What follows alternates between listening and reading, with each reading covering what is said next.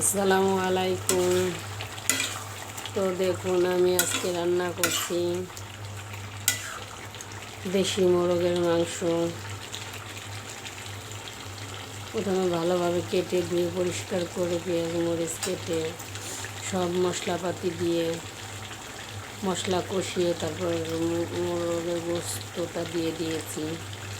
এখন আমি কষাচ্ছি। তো দেখুন আমি কিভাবে মিডিয়াম আছে মাংসটা কষাচ্ছি, দেখতে থাকুন। তো দেখুন আমার মুরগি কষানো শেষ। এখন আমি ঝোলের জন্য পানিটা দিয়ে দিব।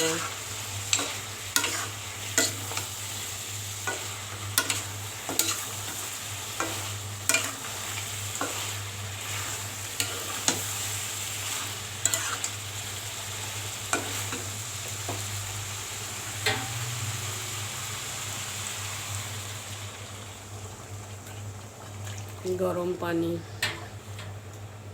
দিয়ে দিলাম।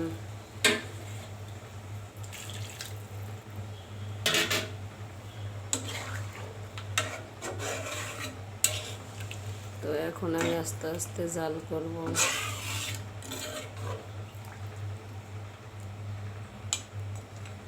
তো দেখতে থাকুন কিভাবে আমি দেশি মোরগের গোশত রান্না করি। আপনারা অবশ্য আমার চেয়ে ভালো রান্না করতে পারেন ইনশাআল্লাহ। তো আমি এইভাবে আমার ফ্যামিলির জন্য রান্না করি, তাই আপনাদের সাথে শেয়ার করলাম। অনেক দিন যাবৎ ভিডিও করা হয় না, আমি নিজে অনেক অসুস্থ। তো দেখুন রান্না প্রায় হয়ে যাচ্ছে।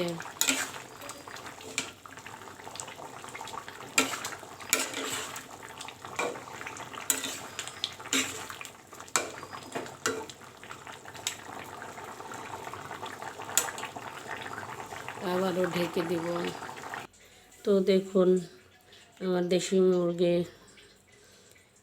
গোশ আলু দিয়ে রান্না করা শেষ। তো কেমন লাগলো আমার এই দেশি মোরগের রান্নাটা, আপনারা দয়া করে দেখবেন, আমার চ্যানেলটিকে সাপোর্ট করবেন, কমেন্টসে জানাবেন কেমন হলো। তো ভালো থাকবেন। আল্লাহ হাফেজ।